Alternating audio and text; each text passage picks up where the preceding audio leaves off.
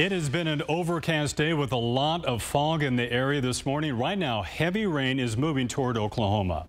Hi, everyone. Thanks for joining us this afternoon. First of all, let's get right to the latest in the forecast with Jennifer. And Jennifer, I'm tired of this dreary, drizzly weather. Let the rain begin. I agree with you, too, Mark. All right, Jennifer, thanks. Now to a developing story in the quarterfinal playoff game between Locust Grove and Oklahoma City's Douglas High School. Oklahoma City schools are suing to delay the Class 3A semifinal game. That's tomorrow, and have the results of the quarterfinal game overturned. Channel 8's John Laws joined us now with the latest. John. Mark. All right, thanks, John. Meanwhile, one state lawmaker has a big problem with how the referees are chosen for the games.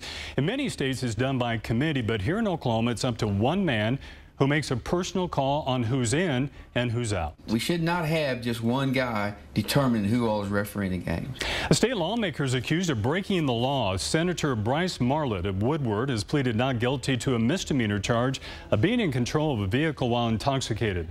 The Warren Theater is getting ready to open in Broken Arrow. It's going in just off the Creek Turnpike between Elm and Aspen. Oklahoma City is enjoying the lowest gas prices in the nation right now at $1.99 a gallon, but don't expect to find the same bargain here in Tulsa. Coming up, why you may get sick this winter even if you got a flu shot. And later, protests continue after a New York City police officer is not indicted after the apparent chokehold death of an unarmed man. All right, you do a lot of mentoring, a lot of work with African-American boys. What are you hearing from them? What's your reaction to what's going on in New York City and before that, Ferguson? You know, what I'm hearing from them is they're confused. You know, a lot of people are upset with what's going on in Ferguson and now New York City, and a lot of other people are upset how the protests went from the decisions there. Where do you come down on this? Tonight, nearly 50 million people in the path of a major winter storm. 3 feet of snow expected in some parts stretching from D.C. to Maine. States of emergency and travel bans in place for some of America's biggest cities tonight. Hi, everyone. More on that historic storm coming up later in this newscast. But first, the unseasonably warm weather here is heading out. U.S. Supreme Court rejects Oklahoma's request to join a challenge to the federal health care law. Oklahoma Attorney General Scott Pruitt filed the lawsuit challenging the tax subsidies offered under the Affordable Care Act. Oklahoma is willing to put 3 executions on hold while the U.S. Supreme Court reviews a sedative being used in lethal injections. State is asking the justices for a stay until it finds a different, more suitable drug to use. And what it might do to surrounding property values. Any resident has the right to have a business in their home if it's approved by the city. But as Channel 8's Burt Mumolo found out, it could come with some unwelcome attention. Burt. Now to that breaking weather along the northeast. Tonight, 6 states are already declaring an emergency as more than 3 feet of snow could fall in some parts. Travel bans in place for Boston and New York City. Mayors asking cars to get off the roads and highways. ABC's Marcia Gonzalez has the latest. It feels pretty warm outside, no doubt about it. Yeah, sure beats what's going on in the northeast right now. I feel sorry for those folks. Yeah, no doubt. Thank you. All right.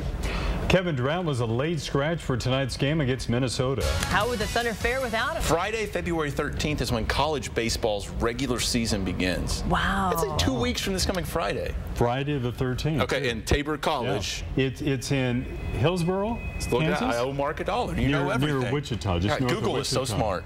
So Google good. is so smart. Right. Hey up, John. Right. We'll be right back. First at 10, covering breaking news at the headquarters of Tulsa Public Schools. Teachers get up and walk out of the room as the school board votes to hire Dr. Deborah Gist as the district's next superintendent. Tonight, the board chose the last remaining candidate over the other option of expanding the search once again. Our live team coverage continues right now. Channel 8's Burt Mumolo standing by tonight with more reaction from teachers, why some are not pleased with tonight's vote. Burt. Burt Mumolo, Tulsa's Channel 8. All right, Burt, thanks. To learn more about Dr. Gist, we posted a link to her resume on this story. Just go to KTUL.com. Covering more breaking news tonight following a deadly shooting. A 4th suspect now behind bars in connection to a murder in East Tulsa. Police arrested 28-year-old Jerome Hardaway.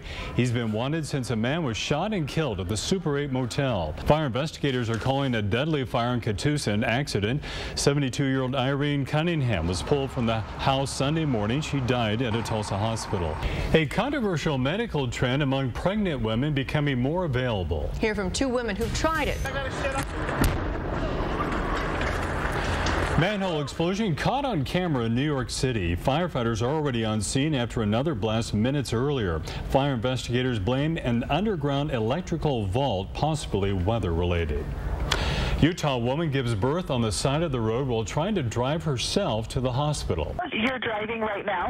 32-year-old called 911 when she realized she wasn't going to make it. Minutes later, a highway patrol trooper came to the rescue. He got a blanket under her, and 30 seconds later, the baby was out. Mom and the 10-pound boy are doing just fine tonight with a badge, no less.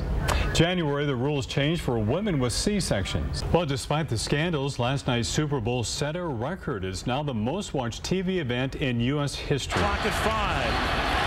Pass is intercepted. Well, the Thunder were trying to stop a 2-game losing streak tonight. But could they do it without Kevin Durant? Marshawn Lynch didn't stick around to talk about how he did not get the ball. What would he say? Nothing. He did great, though. Thank you, guys. Sure. So we'll be right back. Finally tonight, a lesser-known groundhog in Wisconsin left a mark on its mayor during a ceremony. Jimmy the groundhog bit the leader on the ear. By the way, unlike its famous friend, he declared no shadow and an early spring. But Jimmy's not going to be around for springtime. I think after biting the mayor, Jimmy's got an he's out of here. I'm impressed the mayor was able to keep on going with the proclamation. Good night, everybody. Well, chances are you're watching this newscast right now with your cell phone in hand or nearby. It seems many, if not most of us, can't live without it. Are you addicted to your cell phone? Be honest. Tonight, the warning signs that you may be and if there's help for this affliction. Abdullah Amriki has a problem. How bad is it for you? I would say 80% bad. And he suffers every day. I do, unfortunately, yes. They need to come up with some pills for that. He can't live without his cell phone. In fact, we met Abdullah as he was walking by us, snapping a selfie on his cell phone and texting it to a friend. Coincidence? Or something else? There is such a thing as cell phone addiction. There is, yes. Cell phone addiction. Apparently it's a real thing according to a recent Baylor study. The first of its kind to examine just how attached we are to these things. I thought just how true this is when snapping this photo on the gondola during a recent family ski vacation. We were visiting one of the most beautiful spots in the country, yet everyone except my young niece was glued to their cell phone. Even at the top of the mountain in nearly whiteout conditions and sub-zero temperatures, my wife's still trying to stay connected to her work. The Baylor study of college students found that women spend an average of 10 hours a day using their cell phone, while men aren't far behind at 8 hours a day. And it's not just millennials who are hooked. It is a real thing. It's very much alive and well in our society. With kids, with adults, doesn't matter who you are or what age.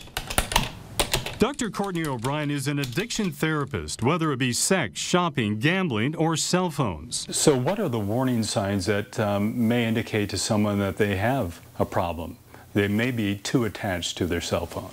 In the shower, that's one right there. During sex, that's another one. If they don't feel that phone on them, there's a feeling of separation anxiety. Panic. Panic. Even panic. Another study found we need access everywhere. Nearly 40% admit to checking their phone while on the toilet. If we want to make ourselves feel better, we've got our best friend right there in our pockets. You don't have to be a doctor to see. Hang on, buddy. It's a problem a lot of us have. A recent study came out saying that there is such a thing as cell phone addiction. What's an example? Frequently checking Facebook.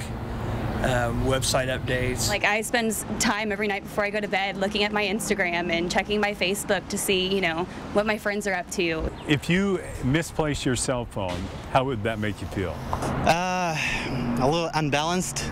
You know what I mean? Something is missing. So, doctor, is there a cure for this affliction? There's no magic cure. Or magic pill for someone like Abdullah Amriki. Thankfully, I wasn't driving. I was just walking. Only tough choices to make. Take some control over your behavior. And if you can't at the time, go get some help.